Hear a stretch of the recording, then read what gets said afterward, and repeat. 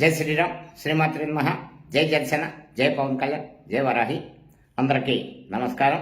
ఇటీవల కాలంలో వరుసగా ప్రతి ప్రాంతంలో ఏదో ఒకటి వన్యప్రాణులు, క్రూర మృగాలు జనావాసాల్లోకి రావడం, గ్రామాల్లోకి కానీ పట్టణాల్లోకి కానీ రావడం అన్నది చాలా కాలం బట్టి జరుగుతోంది.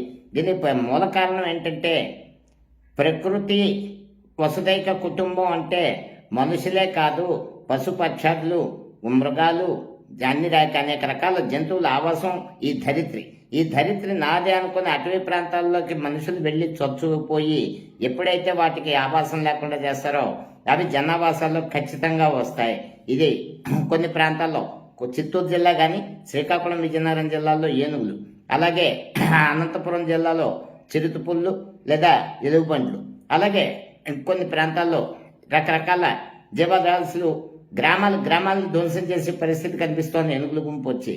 ఇప్పుడంటే ఖచ్చితంగా కేంద్ర అటవీ శాఖ, రాష్ట్ర అటవీ శాఖ సంయుక్తంగా కలిసి ఎక్కడెక్కడైతే అటవీ ప్రాంతాన్ని ఉందో దాన్ని స్ట్రిక్ట్గా అటవీ ప్రాంతంలోకి, అటవీ దినోత్సవం సందర్భంగా ముఖ్యమంత్రి నారా చంద్రబాబు నాయుడు గారు మాట అన్నారు.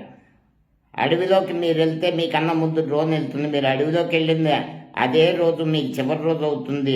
ఖచ్చితంగా ఆ స్టాండ్ మీద నిలబడి ఎక్కడా కూడా అడవుల్లోకి స్మగ్లర్స్ కానీ, వన్యప్రాణుల వేటగాళ్ళు కానీ ఎవరిని ప్రవేశించనివ్వకుండా, స్థానికులు వాళ్ళకి సహకరించకుండా, రాజకీయ జోక్యం లేకుండా అధికారులు పై స్థాయి నుండి కింద ఫారెస్ట్ డిపార్ట్మెంట్లో కింద గార్డు దగ్గర నుండి principal secretary of conservation of forest వరకు ప్రక్షాళన చేసి అక్కర్లేని వాళ్ళని చక్కగా ఇంటికి పంపేసి అటవీ ప్రాంతాన్ని సంరక్షించకపోతే భవిష్యత్తులో కొన్ని జాతులు అంతరించిపోతాయి. ఒకనొక దశలో పులులు అంతరించిపోయి జాతుల్లో సరసన చేస్తే భారతదేశంలో ఆనాటి కేంద్ర ప్రభుత్వాలు కొన్ని పరిష్కారాలు అన్వేషించి ఈ రోజుకి సజీవంగా మన కడప రిజర్వ్ ఫారెస్ట్లను కానీ ఇతరత్రగా దేశవ్యాప్తంగా పులుల సంఖ్య పెరిగింది.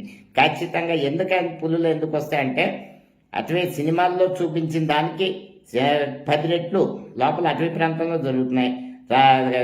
శేషాచలం అడవుల్లో లోపలికి వెళ్ళడానికి వీటిని బయటికి తెరవడం, బ్లాస్టింగ్లు అవి చేస్తున్నట్టు కూడా వార్తలు వస్తున్నాయి. అలాగే ప్రతి చోట కూడా వన్యప్రాణుల్ని జనావాసాల మీదకి తీసుకొచ్చేది మనిషి ఉన్న ఆశ. కొన్ని అటవీ ప్రాంతాల్లో మైనింగ్, కొన్ని అటవీ ప్రాంతాల్లో కలప స్మగ్లింగ్, కొన్ని అటవీ ప్రాంతాల్లో వన్యప్రాణుల వేట, వీటన్నిటి వల్ల జనావాసాల్లోకి మృగాలు వచ్చి జనాలు ఇబ్బంది పడే పరిస్థితి వస్తుంది. కాబట్టి వసుదైక కుటుంబం అంటే మనుషులు ఒకటే కాదు, పశువులు, పక్షులు, మృగాలు, అన్ని జీవరాశులు కూడా కలిపిందే వసుదైక కుటుంబం అంటారు. అది కట్టుబడి ఖచ్చితంగా ముఖ్యమంత్రి నారా చంద్రబాబు నాయుడు గారు కేంద్ర అటవీ శాఖతో సంప్రదించి ఇప్పుడున్న అటవీ సిబ్బంది కాకుండా ఒక సిఆర్పిఎఫ్ బలగాలతో అడవులన్నింటినీ జల్లెడి పట్టి ప్రక్షాళన చేసి ఎక్కడికక్కడ డ్రోన్ల ద్వారా పర్యవేక్షించి అటవీ ప్రాంతాన్ని అభివృద్ధి చేయాలి. కానీ ఏటా 1 కోటి మొక్కలు నాటినా ఫలితం ఉండదు. ఖచ్చితంగా అడవుల్ని సంరక్షించుకోవాలి, వన్యప్రాణుల సంపదని మనం సంరక్షించుకోవాలి. జంతువులు ఉండాల్సింది జూ పార్కుల్లో కాదు, అడవుల్లో. ఎప్పుడైతే అడవిలోంచి ఒక పులి వచ్చి అంతవరకు అది సామరస్యంగానే ఉంటుంది. ఒక మనిషిని కానీ చంపి తింటే మేనేటర్గా మారుతుంది. అది ఇంకా అడవిలో ఉండే అర్హత ఉంది, ప్రతిసారి వచ్చి ఇదే పనిచేస్తుంది. కాబట్టి అటువంటి ప్రమాదాలు జరగకుండా జనావాసాలకి, అటవీ ప్రాంతానికి మధ్య సరిహద్దు రేఖ అంటూ ఖచ్చితంగా ఉండాలి. అటవీ ప్రాంతంలోకి ఎవరు వెళ్ళినా, ఏ దురుద్దేశంతో వెళ్ళినా ముఖ్యమంత్రి నారా చంద్రబాబు నాయుడు గారు చెప్పినట్టు అదే వారికి ఆఖరి రోజు కావాలి. ఖచ్చితంగా అటవీ సంపదని, వన్యప్రాణి సంపదని మనం కాపాడుకొని చక్కటి జీవన వైవిధ్యాన్ని, ప్రకృతి సమతుల్యతని కాపాడుకోవాలని కోరుకుంటూ జై హింద్.